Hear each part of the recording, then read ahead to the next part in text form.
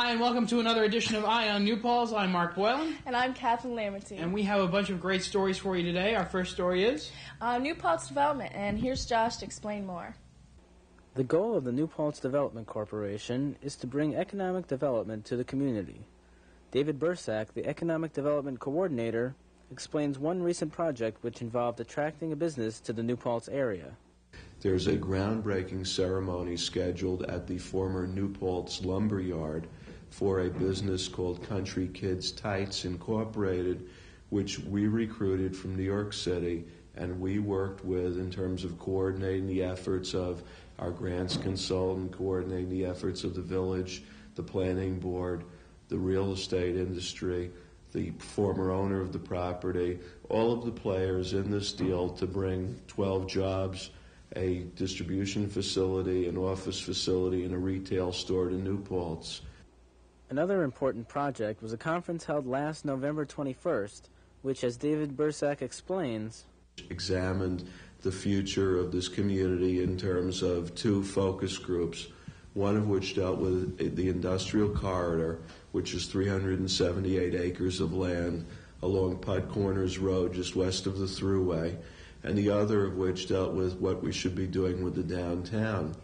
As a result of that conference, we were able to apply for a grant from the Urban Development Corporation, which is currently under review, so we can do a pre-environmental approval of that industrial corridor. That's real important. The other focus group led to an application for a downtown Main Street manager position, which the Downtown Business Association, working through us, working through the Chamber of Commerce, working through ID Plus at the campus, has been able to put together. In fact, that application was submitted on January 15th. Hopefully, we'll get positive results from both applications. New Paltz, according to Bursack, is the natural place for Ulster County to grow. It's 20 minutes away from Stewart International Airport. You've got the Thruway. You've got the transportation network, and last but certainly not least, you have a regional learning institution, SUNY New Paltz.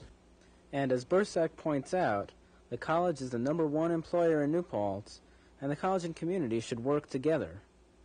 What New Paltz needs and what SUNY has identified as a need is a field house. But as many people in this audience know, state funding is very tight. We're not certain when the money is going to be coming down to fund the field house. And one thought that I personally had was to try to incorporate a recreational community-wide use. Now, as many people know, Newburgh, City of Newburgh, and Montgomery are currently vying for a minor league baseball team. Would it not be a positive thing to try to bring a minor league baseball team to New Paltz on a site east of the Thruway that would be accessible by car without impacting the community, that would be accessible by mass transit, that could tie into the college's needs for a field house, that could also tie into the county's needs in terms of an upgraded fairgrounds facility that could be used more than 2 or 3 times a year. They could provide a place for exhibitions.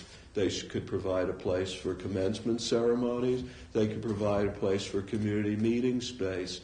And then you've got the field. And then you've got spin-off potential. You've got hotels, restaurants, all sorts of great things could come out of this.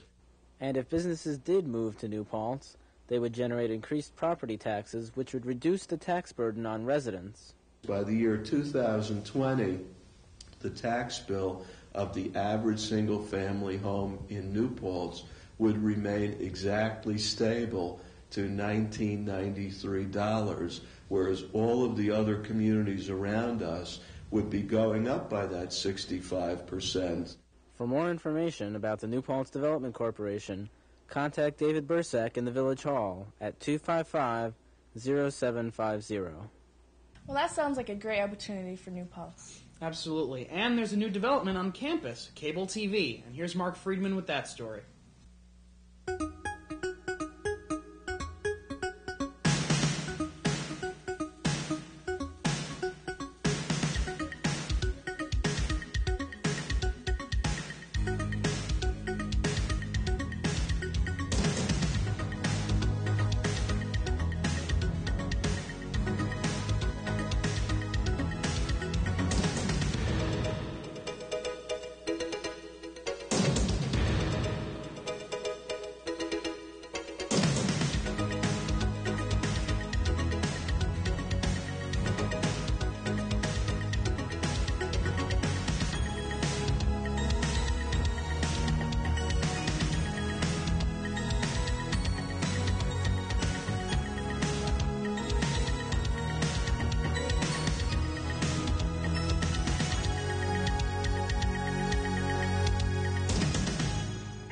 took my car to the Jiffy Lube. I don't know what I was thinking. You know, those mechanics are already primed from the heat and the grease and the pin of...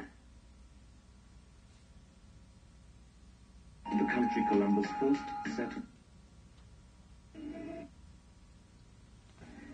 Oh, just a minute. Cable television. Isn't it great? Well, the College of New Paltz has finally gotten its own cable. Over the past few months, there have been crews of workers installing the new system, which went on to line January 31st. We here at New Paltz interviewed some of the people who were in direct supervision of the project, and this is what they had to say. My involvement in the project really happened after the deal was made this fall.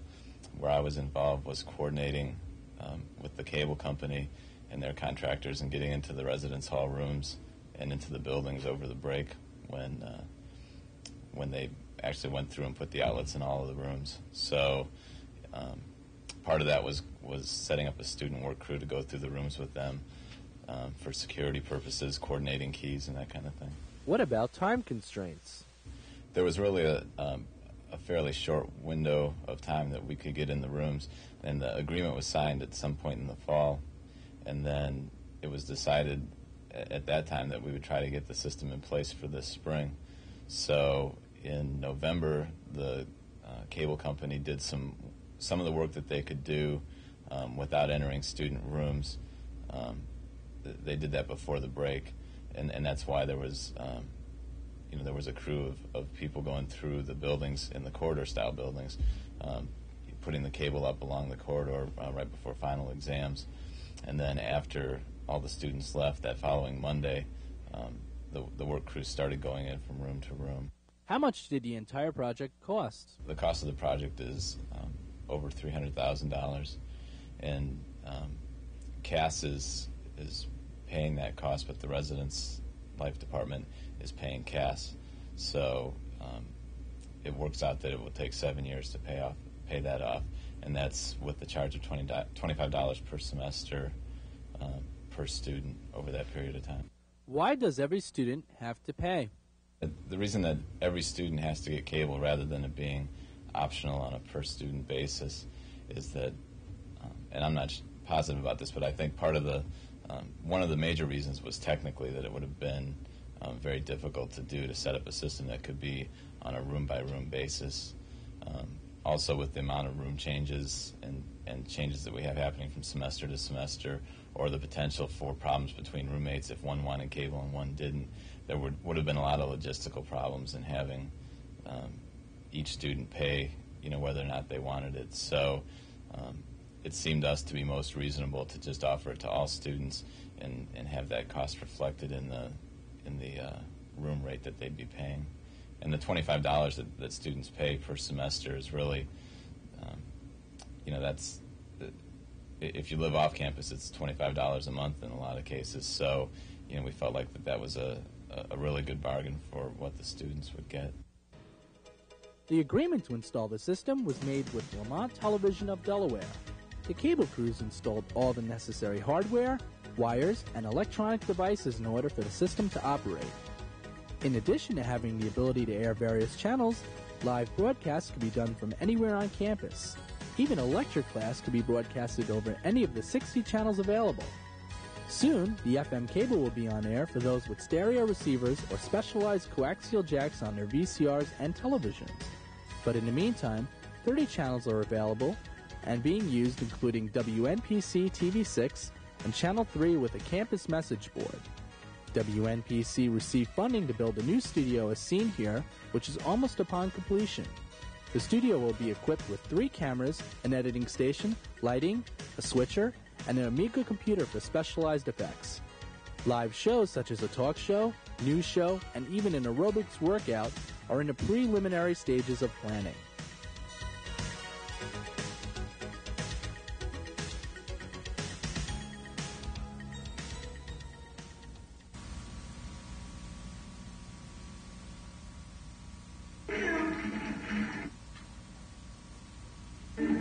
Well, I hope you've enjoyed the story.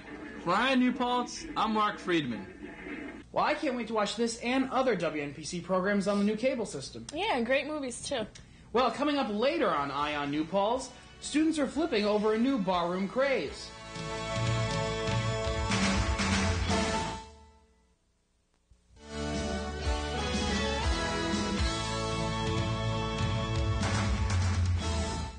Okay, welcome back to Eye on New Paltz. This is our cat Tasha having a little tuna here. And we have plenty more for you on this edition of Eye on New Paltz. What's coming up next? Well, our next story is Billy covering the college chorale concert. The Spring '92 College Community Chorale Concert featured a section of international love songs. So I went to the most romantic place I could, Martha's Vineyard, to realize my vision while singing those tunes. Here's a compilation for Eye on New Paltz.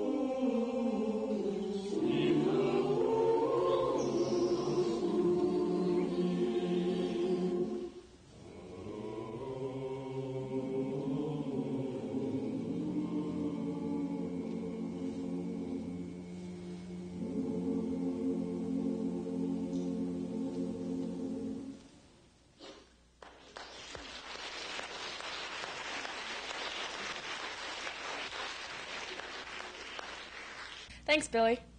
Coming up next, high school students prepare for college. And a feature on VELCRO jumping.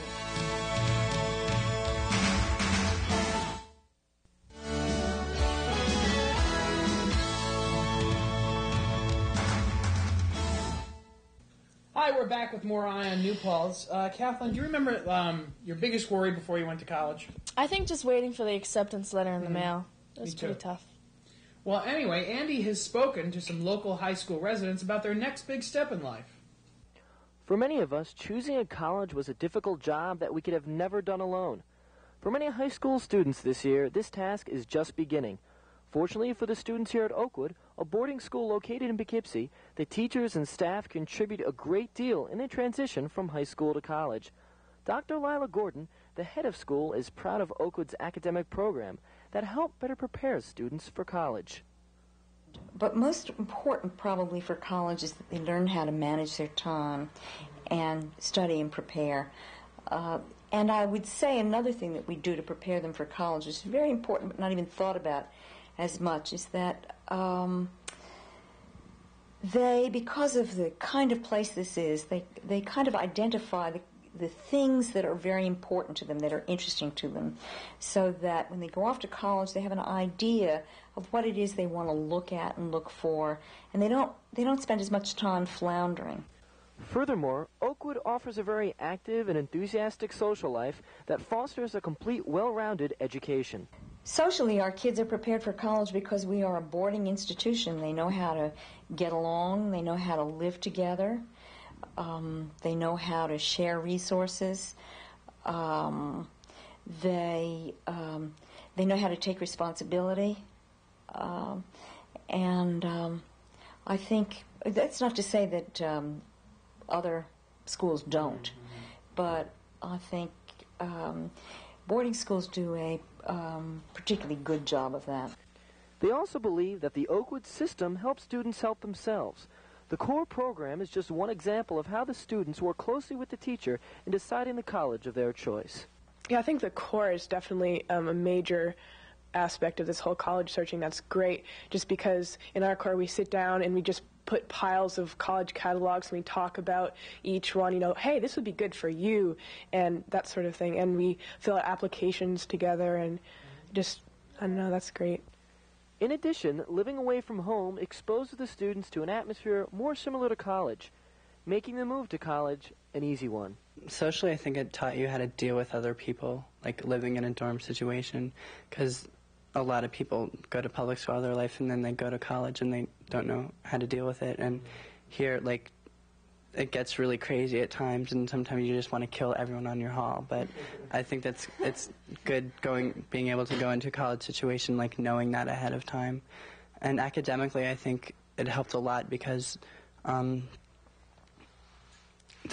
think there's a lot more work involved here than in, like, a typical public school. Like, there's definitely a lot more reading and a lot more writing, like a lot more writing papers and stuff, which I'm expecting I'll be doing, like, next year and stuff.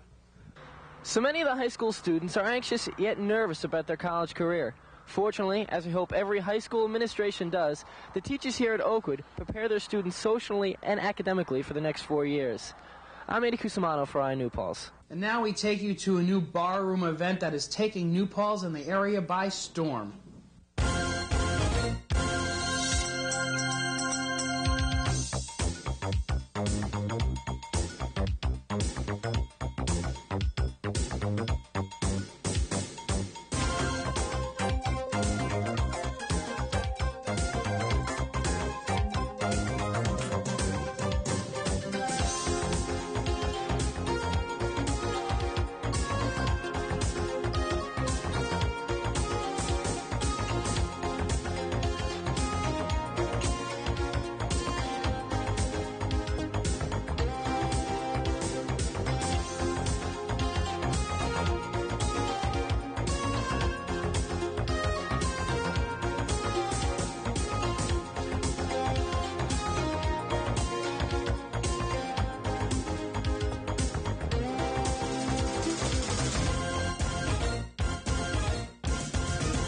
The goal of the VELCRO wall it's just to have some fun in the bar. It was very different. It wasn't really hard. Yeah, it was easy. It was just that? Slamming into a wall. Well, the rules of it are there's a tape line across. It's probably about 10 feet in the air. And if you get your wrists over the line, we give you a beer. If you get your ankles, you have to do a flip. You get your ankles over the line, we give you any drink in the house. Oh, it's not too difficult. You just have to hit the trampoline and go. When you run down the runway, you have to look at the trampoline and not the wall, because if you don't look at the trampoline, you're going to run into the wall, and that's why we call it stick or crash. You either stick to the wall or crash. Doesn't look like they're really sticking. They're wearing a Velcro suit, which is made of, it's some kind of very strong material. I'm not really sure what it is, but it's got 5-inch strips of Velcro about 2 inches apart from the top of your breast down to your waist. And then you have 2 straps that go around your thighs and 2 straps that go around your ankles. And the purpose of the ankle straps is to hold you when you're hanging upside down. I liked it. It was really good.